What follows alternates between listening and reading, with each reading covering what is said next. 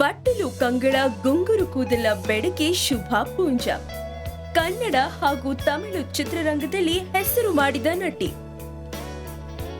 ವಯಸ್ಸು 34, ಎತ್ತರ 5.2, ತೂಕ 58 ಕೆಜಿ.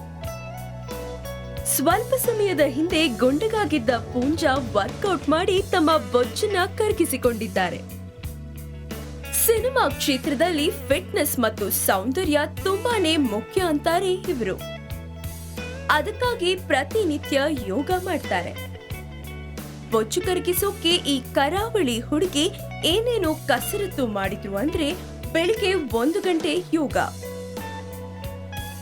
ಸೂರ್ಯ ನಮಸ್ಕಾರ ಸೇರಿದಂತೆ ಕೆಲವು ಸರಳ ಆಸನಗಳು, ಬಿಡುವಿದ್ದಾಗ ಈಜು, ಸೈಕ್ಲಿಂಗ್, ವಾಕಿಂಗ್ ಎಲ್ಲವನ್ನೂ ಮಾಡ್ತಾರೆ. ಇಷ್ಟೆಲ್ಲ ವರ್ಕೌಟ್ ಮಾಡೋ ಪೂಂಜಾ ಡಯಟ್ ಲಿಸ್ಟ್ ನಲ್ಲಿ ಏನೇನಿದೆ ಅಂತೀರಾ? ಬೆಳಿಗ್ಗೆ ಕುಚ್ಚಲಕ್ಕಿ ಅನ್ನ, ಮಧ್ಯಾಹ್ನ ನವಣೆ ಅಕ್ಕಿ ಪೊಂಗಲ್, ಸಂಜೆ 2 ಚಪಾತಿ ಮತ್ತು ತರಕಾರಿ ಪಲ್ಯ. ಬೊಜ್ಜು ಬರದಂತೆ ನೋಡಿಕೊಳ್ಳಲು ರಾತ್ರಿ ಬೇಗ ಊಟ ಮಾಡ್ತಾರೆ.